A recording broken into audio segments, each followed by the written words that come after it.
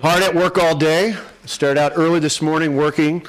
I'll be here all day working, and I'll be here tonight working in the job I'm paid to do on behalf of the people of the great state of Wisconsin.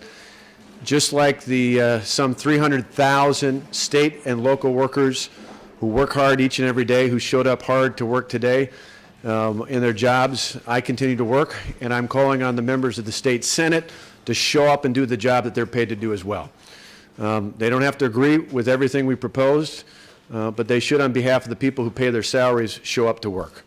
And so right off the bat, I want to make a plea, as I have throughout this afternoon, that all the members of the state Senate, including the Democrats who are currently in the minority, take it upon themselves to fulfill the duties that they were elected to do, and that is to vote on behalf of the constituents in their respective districts.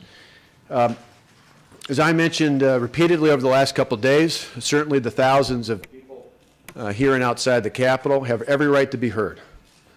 But I want to make sure that not for one moment are their voices drowning out the voices of the millions of taxpayers all across the state of Wisconsin, who, as I've toured this state over the last couple of days and even before that, have made it clear that they think while what we're doing is a politically bold move, it is a modest request of our employees at the state and local level. It's modest in the sense that what we're asking for is very similar, in many cases much better than what the average taxpayer is getting all across the state of Wisconsin. We're asking for a 5.8% contribution to the pension system, which is essentially right at the national average for those who have pensions, and many of our workers in this state, particularly those in the middle class, do not.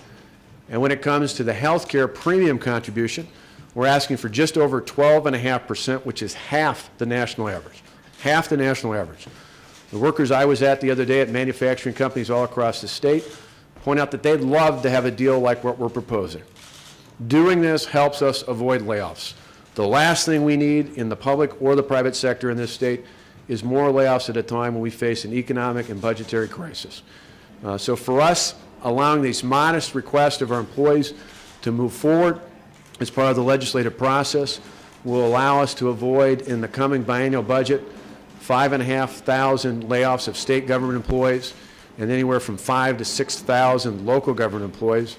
I think in totality, to avoid 10,000 to 12,000 state workers and local government workers from being laid off at a time when I don't want anybody in this state laid off is not an unreasonable request.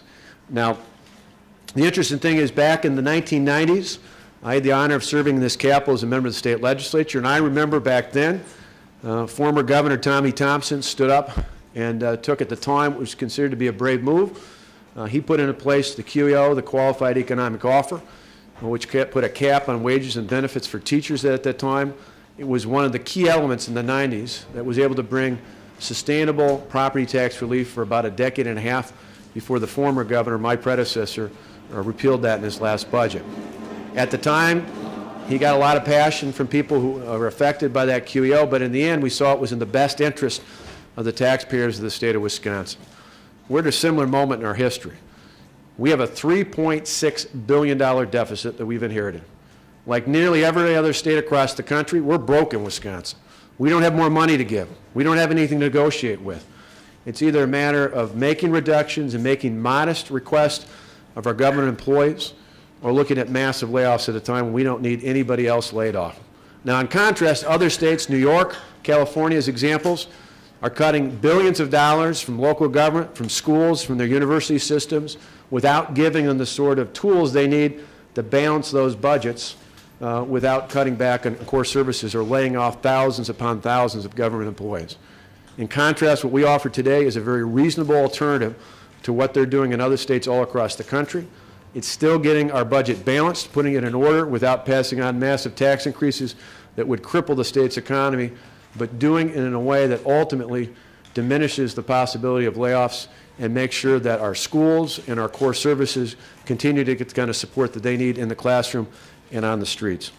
Finally, before I open up and take some questions, I just want to tell you that, again, I think these are bold political moves we're talking about here today, but they are modest requests.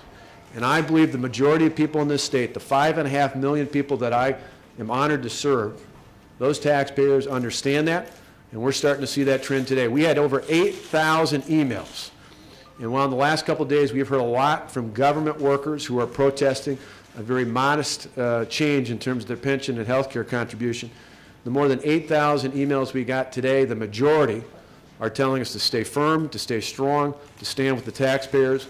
And while, again, the protesters have every right to be heard, I'm going to make sure that the taxpayers of the state are heard and their voices are not drowned out by those circling the Capitol. With that, I'll take some questions if you got them. Governor, if the senators do not make themselves available by tomorrow, would you be willing to personally have dialogue with them, maybe also in concert with the Senate Republicans?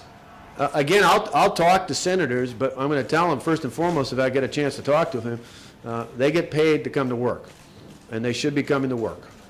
You can't have conversations if you're not at work.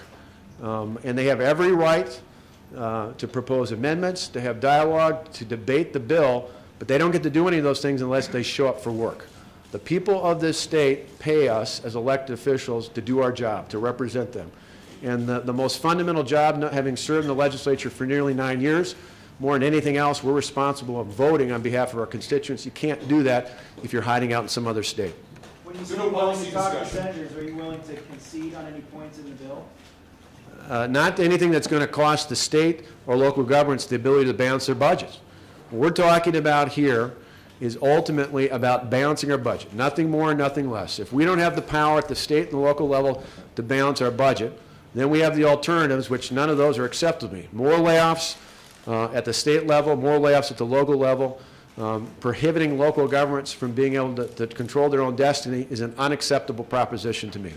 Couldn't you do, we should compromise, we should take the concessions, which people seem to be less worried about than the changes to the union rights. If you take the concessions, but restore collective bargaining, wouldn't that be a way to get... No, as an elected official at the local level for more than 8 years, I can tell you can't pass a budget on a hope and a prayer that every school district, county board, town board, city council is somehow magically going to reach the same conclusion when it comes to concessions. We've got districts all across the state. We can't afford to have the prospect of the kind of reduction in state aid that we've seen in other states without giving those local governments the tools that they need, frankly, the tools they've been asking for decades, which is exactly what we're giving local government officials. We're giving them the tools to offset major layoffs and program reductions in those areas. The other thing for the state level is, on average in the past decade, the average length of time for a negotiated settlement of our contract has taken 15 months. We don't have 15 months to balance the budget. We've got to balance it now. And for those unions that say they want to negotiate, I think it's pretty disingenuous. In December, they tried to ram through a bill after the election, when they were hoping that people weren't paying attention, ram it through after the election in December, but before I came to office and before the new majorities came in, they had no interest in negotiating with us then. I think it's a red herring right now in hopes that somehow that would weaken the resolve of people to move forward and respond to the taxpayers. In the end, we have a budget to balance. It's better to balance it, giving the tools to state and local government to balance it without forcing massive layoffs. You don't think this is a bill you're trying to ram through? No, I think if you look at... 6 days from the time you announced it, you want to vote on it? Thank you for the editorial. The fact of the matter is, 2 years ago, the state, the governor before me, pushed through a budget adjustment bill in 24 hours that raised taxes on the taxpayers by $1 billion. We introduced a measure last week, a measure that I ran on during the campaign, a measure I talked about in November in the transition, a measure I talked about in December when we fought off the employee contracts, an idea I talked about in the inauguration, an idea I talked about in the State of the State. If anyone doesn't know what's coming, they've been asleep for the past 2 years. The bottom line is we talked about it. I was elected to get this state working again.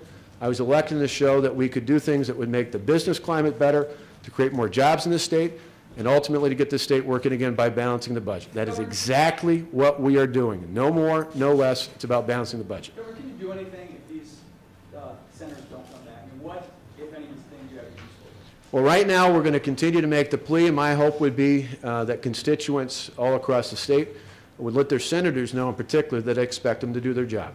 We're certainly looking at all legal options out there, but I have faith that, after they do their stunt for a day or two, it's more about theatrics than anything else, that they'll come back and realize, again, they're elected to do a job. And I think even people that may be up in the air about whether or not they should vote for or against the measure, I think those people, by and large, expect their senators to show up. Show up, debate the bill, offer amendments, have a healthy debate, But you don't have that debate if you hang out down in Rockford or Dubuque. We have time for one more question. Governor, does this affect your ability, if the senators don't return, does this affect your ability to offer your budget to a joint session or a joint session next week? No, in the end, ultimately, a joint session is something we could adjust timing-wise because we actually physically have to present the bill, just like the President of the United States literally can actually physically deliver the State of the Union, I believe, in a written form.